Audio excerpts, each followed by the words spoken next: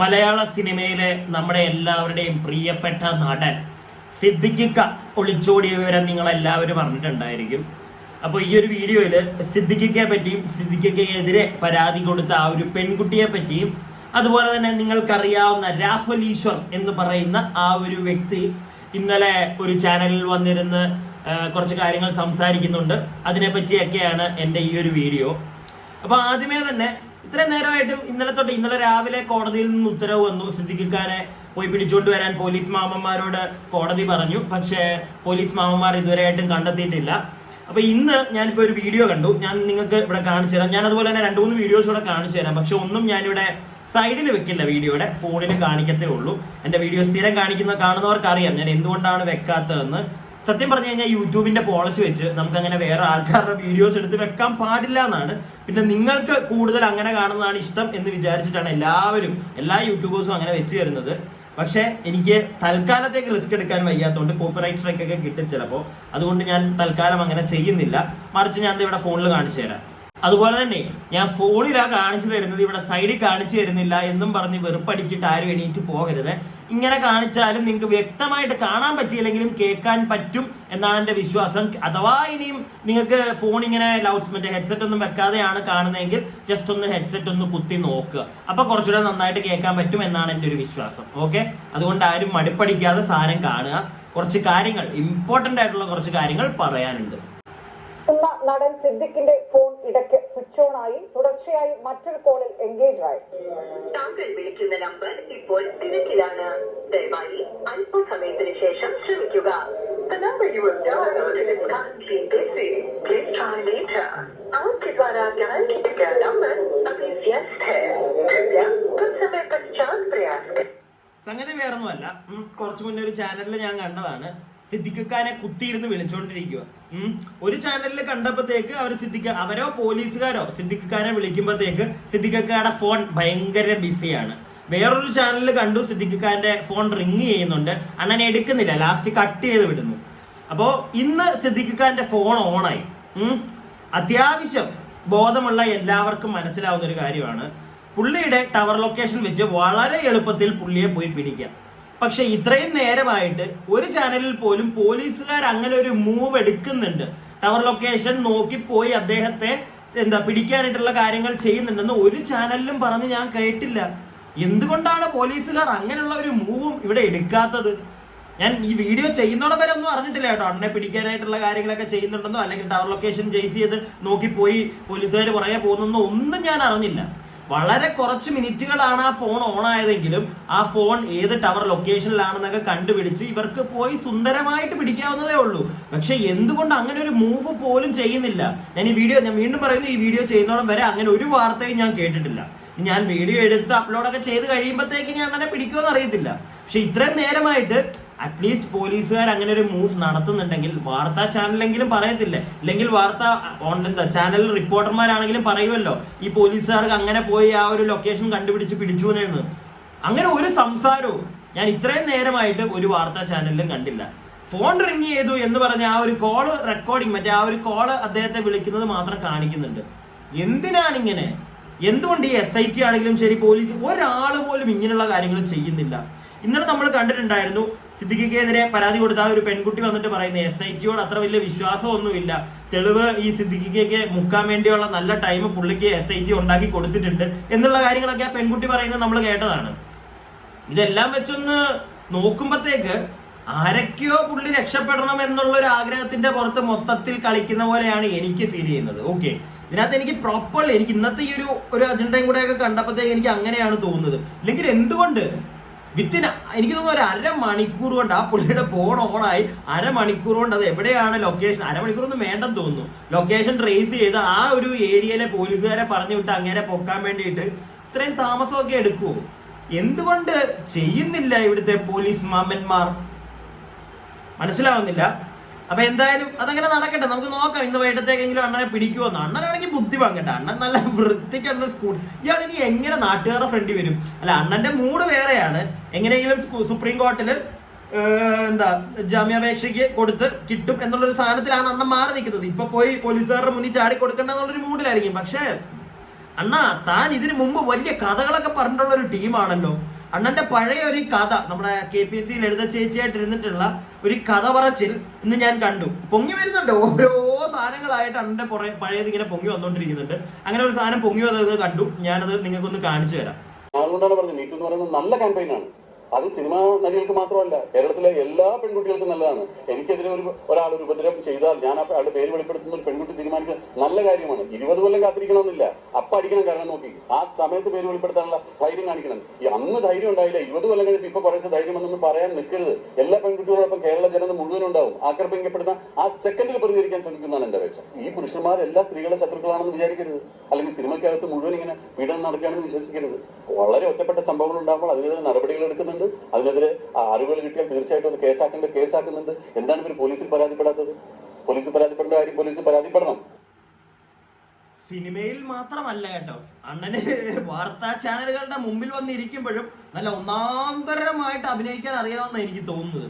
അണ്ണനെതിരെയുള്ള തെളിവുകളെല്ലാം കണ്ടിട്ടാണ് ഞാനിത് പറയുന്നത്. ഓക്കെ, പക്ഷേ ഇന്നലെ ഞാൻ പറഞ്ഞില്ലേ ഒരു വാർത്താ ചാനലില് നമ്മുടെ രാഹുൽ ഈശ്വരൊക്കെ വന്നിട്ട് കുറച്ച് കാര്യങ്ങൾ സംസാരിക്കുന്നുണ്ടായിരുന്നു. ഞാനിത് രാഹുൽ ഈശ്വർ ഇന്നലെ പറഞ്ഞ ആ ഒരു കാര്യം ഇതിനു മുമ്പും അദ്ദേഹം പറഞ്ഞിട്ടുണ്ട്, നമ്മളെല്ലാവരും കേട്ടിട്ടുള്ള ഒരു കാര്യമാണ്. പക്ഷെ അതിന് വലിയ പ്രാധാന്യം ആരും കൊടുത്തില്ല, അതിനെ ഒരു സൈഡിൽ കൂടെ അങ്ങ് വിട്ടുകളഞ്ഞു. ഇന്നലെയും രാഹുൽ വന്നിട്ട് ആ ഒരു കാര്യം പറയുന്നുണ്ട്. ഞാൻ അപ്പോഴും ആലോചിച്ചു, ഇയാൾ വീണ്ടും ഇത് വന്ന് പറയുന്നുണ്ടല്ലോ. കാരണം അയാൾ പറയുന്നത് ഈ ഒരു പീഡന പരാതി സിദ്ദിഖിനെതിരെ കൊടുത്ത ആ ഒരു പെൺകുട്ടിക്ക് നേരെയുള്ള വളരെ ഗൗരവപരമായിട്ടുള്ള ഒരു പരാമർശമാണ്.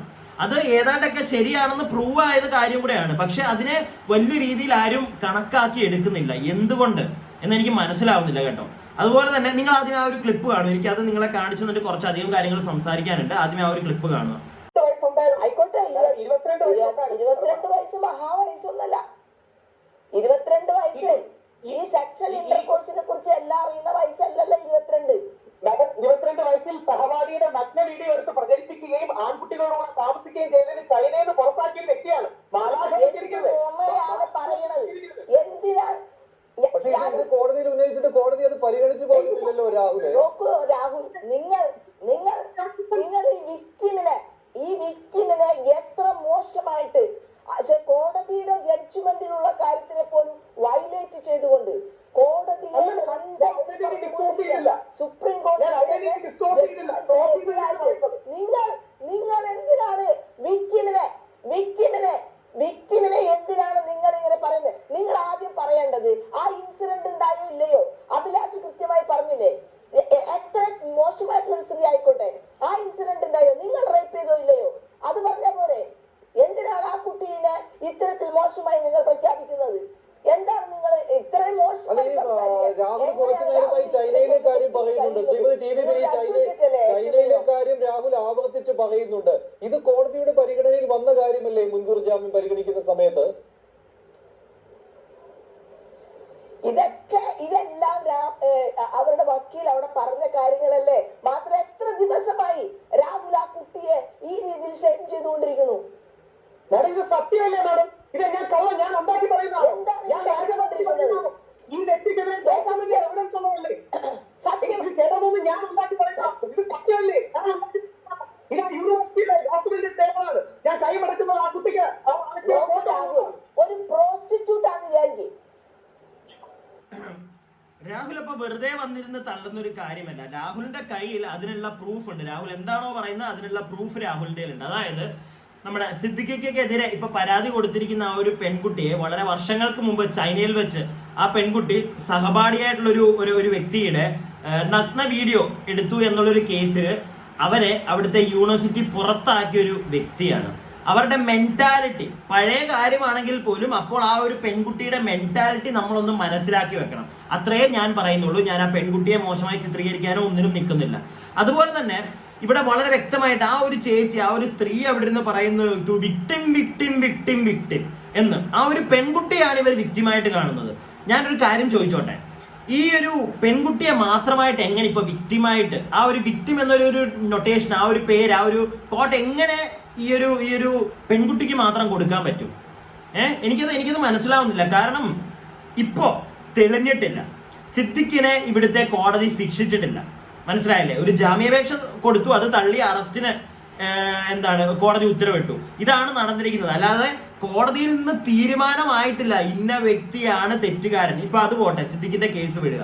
നിങ്ങൾ നിവിൻ പോളിയുടെ കേസ് ഒന്ന് ആലോചിച്ച് നോക്കുക. നിവിൻ പോളിക്കെതിരെ ഒരു പരാമർശം വന്നു ഇല്ലേ? നിവിൻ പോളി നേരെ തന്നെ വന്ന് മാധ്യമങ്ങളോട് സംസാരിച്ചു, പോലീസുകാർ അന്വേഷിക്കാൻ തുടങ്ങി. ആ പെണ്ണ് പറഞ്ഞത് ഉടായിപ്പാണെന്ന് തെളിഞ്ഞു കഴിഞ്ഞു, നമുക്ക് എല്ലാവർക്കും മനസ്സിലായി കഴിഞ്ഞു. പക്ഷേ ആ 2-3 ദിവസം നമ്മുടെ നിവിൻ പോളി എന്ന് പറയുന്ന വ്യക്തിയും ഒരു വ്യക്തിയുമായിട്ടുണ്ട്.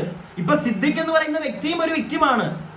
ഈ നിവിൻ പോളി എന്ന് പറയുന്ന വ്യക്തിയെ നമ്മൾ അതിനുശേഷം അയാൾ തെറ്റ് ചെയ്തിട്ടില്ല എന്ന് പറയുന്നു. ഇവിടുത്തെ പോലീസുകാരും പറയുന്നുണ്ട്, അവർക്കെല്ലാം സംശയമുണ്ട്. അവന്ന് പരാതി പറഞ്ഞ പെണ്ണിനെ നല്ല സംശയമുണ്ട്. നമുക്ക് എല്ലാവർക്കും ഇത് മനസ്സിലായതാണ്. ആ പെൺകുട്ടിയും ആ പെൺകുട്ടിയുടെ ഭർത്താവും എന്ന് പറഞ്ഞ പല കാര്യങ്ങളും കേൾക്കുമ്പോൾ നമുക്ക് എല്ലാവർക്കും മനസ്സിലായത്. എങ്കിൽ പോലും ആ കുറച്ച് ദിവസങ്ങളിൽ അവിടെ നിവിൻ പോളി എന്ന് പറയുന്ന വ്യക്തിയും അനുഭവിച്ചിട്ടുണ്ട് കുറച്ച് കഷ്ടതകൾ. മനസ്സിലായില്ലേ? ഒരു ആർക്ക് വേണമെങ്കിലും ഒരു വ്യക്തിക്കെതിരെ ഒരു പരാമർശം നടത്താം, ഒരു പീഡന കേസ് കൊടുക്കാം. ഈ കൊടുത്ത് ഇത് തെളിയുന്നോടം വരെ ഈ കൊടുത്ത വ്യക്തിയും ഈ പരാതി കൊടുത്ത വ്യക്തിയും ആർക്കെതിരെയാണോ കൊടുത്തത് അയാളും ഒരു വ്യക്തിയുമാണ്. അയാൾ തെറ്റ് ചെയ്തിട്ടുണ്ടോ ഇല്ലയോ എന്നറിയാതെ സമൂഹം എടുത്തു വെച്ച് അങ്ങ് വലിച്ചു കീറും. ആ സാഹചര്യത്തിൽ അയാളും ഒരു വ്യക്തിയുമാണ്. എന്തുകൊണ്ടത് ഇവിടെ ആരും മനസ്സിലാവുന്നില്ല? ഇവിടുത്തെ കോടതി പോലും അതെന്താണ് മനസ്സിലാക്കാത്തത് എന്ന് എനിക്കറിയില്ല. അത് നമ്മൾ എല്ലാവരും മനസ്സിലാക്കേണ്ടത്, നമ്മൾ പൊതുജനങ്ങൾ ആദ്യമേ മനസ്സിലാക്കേണ്ട ഒരു കാര്യമാണത്. ഒരാൾ മാത്രമല്ല ഒരു ഇഷ്യൂ വരുമ്പോൾ വിക്ടിം ആവുന്നത്, 2 സൈഡിൽ നിൽക്കുന്ന ആൾക്കാരും വിക്ടിമാണ്. കേസ് തെളിഞ്ഞ് തെറ്റ് ചെയ്തു ആ വ്യക്തി എന്ന് പൂർണ്ണ ബോധ്യം വരുമ്പോൾ വിക്ടിം അയാള് ആരാണോ പരാതി കൊടുത്ത അവർ മാത്രമാണ് വിക്ടിം. മറ്റേത് തെറ്റ് ചെയ്തവനാണ്, അവനെ ശിക്ഷിക്കേണ്ടവനാണ്. മനസ്സിലായില്ലേ? അങ്ങനെയാണ് കാണേണ്ടത്. എൻ്റെ ഒരു പെർസ്പെക്റ്റീവ് കേട്ടോ ഇത്. എനിക്ക് അങ്ങനെയാണ് പേഴ്സണലി ഈ ഒരു വിഷയത്തിൽ തോന്നിയത്. അല്ലാതെ ഇപ്പം ഞാൻ രാഹുൽ ഈശ്വറിനെ സപ്പോർട്ട് ചെയ്യുന്നില്ല ഒരു പരിധിയിൽ കൂടുതൽ. പക്ഷേ രാഹുൽ ഈശ്വർ പറയുന്ന ആ ഒരു കാര്യം അതിനകത്ത് വളരെ കഴമ്പുള്ള, അവൻ വെറുതെ വന്നിരുന്ന് പറയുമൊന്നുമല്ല, വിത്ത് പ്രൂഫാണ് അവൻ കാണിക്കുന്നത്. അതുകൊണ്ട് തന്നെ ആ പെൺകുട്ടി പറയുന്നതിനകത്ത് കുറെ കാര്യങ്ങൾ ഉള്ളതാണ്. തെളിവുകൾ അവൾക്ക് അനുകൂലമായിട്ടാണ് വന്നിരിക്കുന്നത്. എങ്കിൽ പോലും ഒരു പോയിന്റിൽ ഒന്ന് അവൾ പറയുന്നത് എല്ലാ കാര്യവും ലാസ്റ്റ് ആയിട്ടൊന്ന് ചെക്ക് ചെയ്യേണ്ട കാര്യമുണ്ട്. അവൾക്ക് ഇതിനകത്ത് വേറെ എന്തെങ്കിലും ഒരു പ്രോഫിറ്റ് കിട്ടാൻ വേണ്ടിയിട്ടാണോ നിൽക്കുന്നത് എന്നുള്ള കാര്യങ്ങളും കൂടെ ഒന്ന് ചെക്ക് ചെയ്യണം. മനസ്സിലായില്ല? അല്ലാതെ വെറുതെ എല്ലാ തെളിവുകളും ഇപ്പൊ ഞാൻ പറയട്ടെ, ആ പെൺകുട്ടിക്ക് അയച്ച മെസ്സേജുകൾ ഉണ്ടെന്ന് പറയുന്നു, അത് സിദ്ദിഖ് മുക്കി കളഞ്ഞിട്ടുണ്ട്. അതൊക്കെ ഇവിടുത്തെ SIT ടീം, ഞാൻ അതാ ചോദിക്കുന്നത്, എന്തുകൊണ്ട് SIT ആണെങ്കിലും ശരി ഇവിടുത്തെ നിയമപാലകർ എന്തുകൊണ്ട് അതൊന്നും കുത്തിത്തിരുമ്പി എടുക്കുന്നില്ല? സിദ്ദിഖിന്റെ പൈസ മോഹിച്ചോ അല്ലെങ്കിൽ സിദ്ദിഖ് എന്തെങ്കിലും ഓഫർ ചെയ്തിട്ടോ വല്ലതും ആണോ? ഇല്ലെങ്കിൽ പ്രോപ്പറായിട്ട് അതൊക്കെ വരട്ടെ, തെളിവുകൾ വരട്ടെ. ഇതിപ്പോ ആകെ വന്നിരിക്കുന്ന തെളിവുകൾ മറ്റേ മസ്കറ്റ് ഹോട്ടലിൽ ഇവർ 2 പേരും ഒരു ദിവസം ഒരു റൂമിൽ ഉണ്ടായിരുന്നു എന്നുള്ള കാര്യം. ഈ പെൺകുട്ടി അതിനുശേഷം ഹോട്ടലിൽ നിന്ന് ആ പെൺകുട്ടി ഹോസ്പിറ്റലിൽ പോയി എന്ന് പറയുന്നതിനുള്ള തെളിവുകൾ. ഇങ്ങനെയുള്ള കുറച്ച് കാര്യങ്ങളേ ഉള്ളൂ. ഈ പെൺകുട്ടി ആദ്യമേ പറഞ്ഞ സിദ്ദിഖ് അയച്ച മെസ്സേജുകൾ, ഇലക്ട്രോണിക് തെളിവുകൾ, അതുപോലും മുങ്ങിക്കിടക്കുകയാണ്. അതൊക്കെ കുത്തിപ്പൊക്കി എടുക്കുക, കൂടുതൽ സ്ട്രോങ് ആയിട്ടുള്ള തെളിവുകൾ വരട്ടെ. മനസ്സിലായില്ലേ? അതുപോലെ തന്നെ രാഹുൽ ഈശ്വർ പറഞ്ഞ ഈ ഒരു കാര്യം ഞാൻ വീണ്ടും പറയുന്നു, വെറുതെ അങ്ങ് തള്ളിക്കളയണ്ട. അതിനെപ്പറ്റിയും ഇവിടെ നിന്ന് അന്വേഷിക്കാൻ പറ്റിയാൽ വലിയ കാര്യം. എന്തിനാണ് ശരിക്കും അവളെ അവിടുന്ന് പുറത്താക്കിയതിനുള്ള കാരണങ്ങൾ പറയുന്നുണ്ട്, നഗ്ന വീഡിയോ എടുത്തു എന്ന്. അപ്പോ അവൾക്കെതിരെ ഒരുത്തൻ പീഡിപ്പിച്ചപ്പോൾ അവൾക്ക് പ്രശ്നം. മനസ്സിലായില്ലേ? സിദ്ദിഖ് അവളോട് മോശമായിട്ട് എന്തോ മാസ്ട്രബേറ്റ് ചെയ്തെന്നോ അവളെ നോക്കിക്കൊണ്ട് ചെയ്തെന്നൊക്കെ അവൾ പറയുന്നുണ്ടായിരുന്നു. ഈ പറയുന്ന അവൾ പണ്ട് ചെയ്തത് എന്തായിരുന്നു? അത്ര നല്ല കാര്യമാണോ? അല്ല, എൻ്റെ ഒരു സംശയം അതാണ്. അവൾ ചെയ്തപ്പം മാത്രം അത് ചൈനയിലായതുകൊണ്ട് വലിയ കുഴപ്പമൊന്നുമില്ല, യൂണിവേഴ്സിറ്റിയിൽ നിന്ന് പുറത്തായതേ ഉള്ളൂ. ഇവിടെ അവൾക്കത് സത്യം പറഞ്ഞു കഴിഞ്ഞാൽ കർമ്മ എന്ന് പറയുന്ന സാധനം ഉണ്ടെന്നൊക്കെ ഇതൊക്കെ കാണുമ്പോഴാണ് മനസ്സിലാവുന്നത്. അവിടെ വെച്ച് അവൾ ഒരാക്കിട്ട് പണി കൊടുത്തു, ഇവിടെ വെച്ച് അവക്കിട്ട് കിട്ടി, അത്രേ ഉള്ളൂ. എനിക്ക് അങ്ങനെയൊക്കെ കേട്ടോ ഈ ഒരു ഇഷ്യൂവിൽ തോന്നുന്നത്. അവൾ പറഞ്ഞത് കള്ളമാണെന്ന് ഞാൻ പറയുന്നില്ല, പക്ഷെ ചെയ്തതിനുള്ളത് കിട്ടി. അങ്ങനെയും കൂടെ എൻ്റെ മോൾ അതിനെ ഒന്ന് കാണുക. മനസ്സിലായില്ലേ? രാഹുൽ ഈശ്വർ പറഞ്ഞ ഈ ഒരു കാര്യം വിത്ത് എവിഡൻസ് പ്രൂവ്ഡ് ആണെങ്കിൽ അതിനെയും വരും ദിവസങ്ങളിൽ ഉള്ളതാണ്. കൺഫേം അങ്ങോട്ട് അടിച്ച് സീൽ അടിച്ച് കൊടുത്തു കഴിഞ്ഞാൽ, ഇവിടുത്തെ ഗവൺമെന്റ് പറഞ്ഞു കഴിഞ്ഞാൽ, ഗവൺമെന്റ് അല്ല കോടതി പറഞ്ഞാൽ അങ്ങനെ അങ്ങ് കണ്ടാൽ മതി. കർമ്മ. ഇതെന്റെ അഭിപ്രായം. നിങ്ങളുടെ അഭിപ്രായങ്ങൾ എന്താണെങ്കിലും കമന്റ് ബോക്സിൽ പറയുക. വീഡിയോ ഇഷ്ടപ്പെട്ടിട്ടുണ്ടെങ്കിൽ ലൈക്ക് ചെയ്യുക, സബ്സ്ക്രൈബ് ചെയ്യാതെ വീഡിയോ കാണുന്നവർ ഒന്ന് സബ്സ്ക്രൈബ് ഒക്കെ ചെയ്യുക.